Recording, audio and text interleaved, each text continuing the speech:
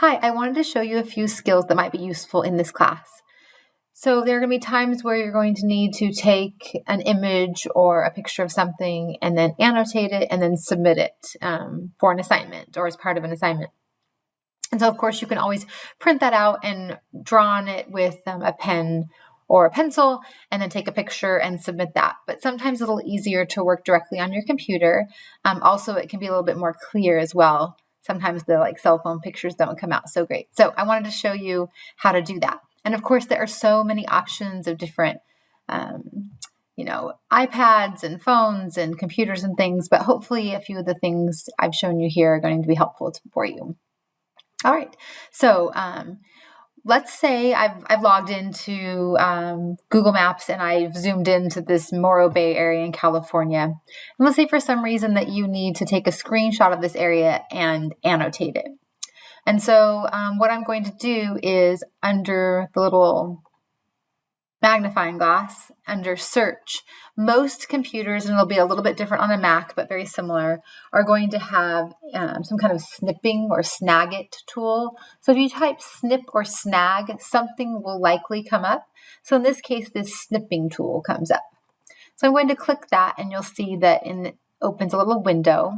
And they all work very similarly. There's going to be some sort of new cut button that you want to find, or new snip. And so I'm going to click that and it's going to allow me to define an area that I'm snipping. So let's say I've defined this area here. And so now it's placed it in this little window and I can either save it or oftentimes I might want to annotate that. If I wanted to save it and submit it, then I would just click save like you normally would do with anything else. But let's say I want to put that into a program to be able to add some things to it. So I'm going to click copy. So now that's stored in my clipboard. And then I'm going to use a program called Paint. Most computers have something very similar. You might need to look to see what your computer has. But let's say that you have Paint. I'm going to open that up. And I'm going to paste that there. And so Control V will paste that right in. So Control C or Command C on a Mac, and then Control or Command V are going to be your copy and then paste buttons. And so here you're going to see that the canvas, the area that my image is taking up is quite large, this white area. So I'm going to hover over the side little dot that appears, and I'm going to drag that in. And then I'm going to scroll down, and then I'm going to drag the bottom handlebar up so that now my image fills that canvas. If you don't do that when you save it, you're going to have a lot of white space left over, which can be really distracting. Although you might want some white space. So let's pretend like we want that. And I'm going to drag that back open, and now I've got some white space to play with. And then let's say that the assignment says, put the letter A on Morro Rock or something like that. So I would go ahead and on this text tool, click the A, and then I can click directly on here and type A. Now that's kind of small, so I might need to highlight that and make it a little larger. And then I might need to, again, drag the handlebars of that box. You can also play around with things like color. If I click a different color on here, it'll change the color of that font. And if I click off of that, then it permanently puts that there. So this is a very simple tool. Once you've typed that there, you cannot undo it, but you can use the undo button to go back if you need to. And then I'm going to click redo to add that back. Now, my second example, let's say I wanted to label something out here. I can go back to my text tool. If I type on white, it isn't going to show, so I might want to change my color back to black. And then I've got some text here.